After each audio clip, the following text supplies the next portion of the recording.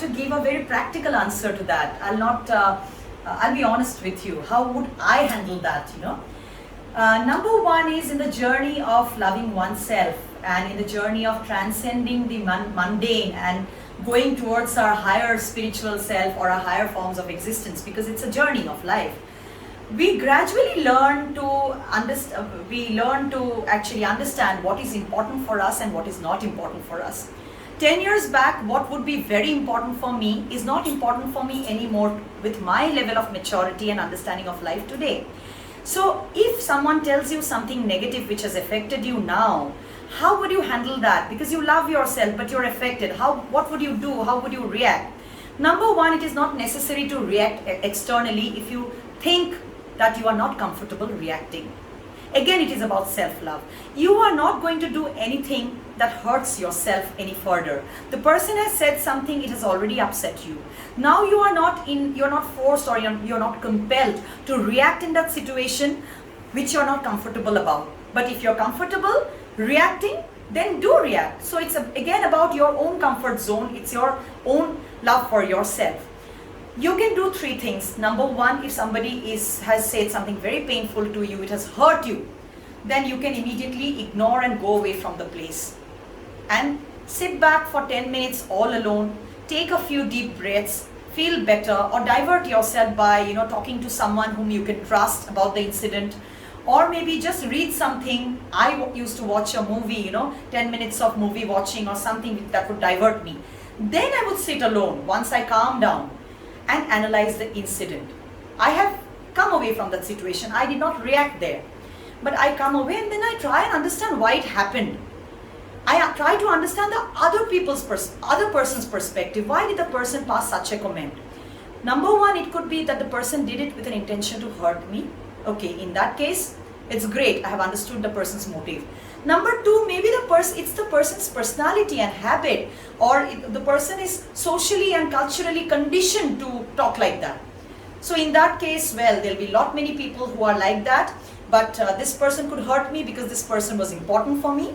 And number three, the person could have felt jealous of me and wanted to pull me down, or the person perhaps did it because the person thought that by saying something hurtful, I would become aware of my own weakness and I would try to rectify that. Well, it never happens that way. Now I would try to understand the thing within myself and I would come to a conclusion that this was the reason why it happened, but why it hurt me was this. Next time I shouldn't be hurt because I have understood the person's intentions. But after that, if I realize that no, I need to react to this, I need to respond to the person's comments which are so hurtful, I would definitely get back to the person, either send a message or call the person up or meet the person in real life again and be polite and say that what you told me was not done. You couldn't have behaved with me like that because of these reasons. Next time, please don't do it. And trust me, sometimes if the person had done it because out of jealousy to hurt me, etc., I sometimes react on the spot with a single line. And I tell the person on the face, you can't believe that I do this, but I do this. I've learned this in life. I know why you are doing this, but you couldn't affect me. You cannot reach me. I say that. So you have to decide whether reacting would be more stressful for you there or coming away and analyzing later and understanding so that you can develop your more healthier response for later, or you can ignore it completely. That will depend, it will vary from situation to situation.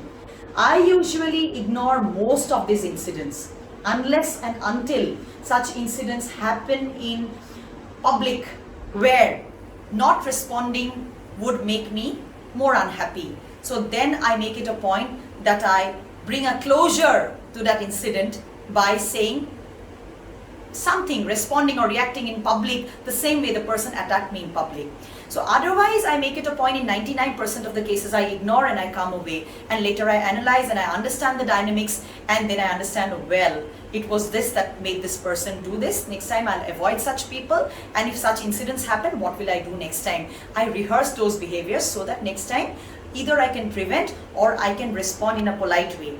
But again, I'm saying in my case, 2-3 incidents have happened which has happened in public, where somebody has said something very painful to me in public and I immediately responded in public and that worked for me. So you'll have to find out what works for you. But please don't do one thing. Don't keep that pain in your heart. Don't keep it to yourself and suffer within yourself, because it is that not being able to speak out or not being able to share with a friend which will ultimately, pull you down, make you depressed, make you anxious, etc. I'm very good at expressing. I either express it in front of my husband or my friend, or if I have to give an appropriate response in public, if that incident happened in public, I do it then and there. You have to learn your own style according to your own comfort zone. Thanks.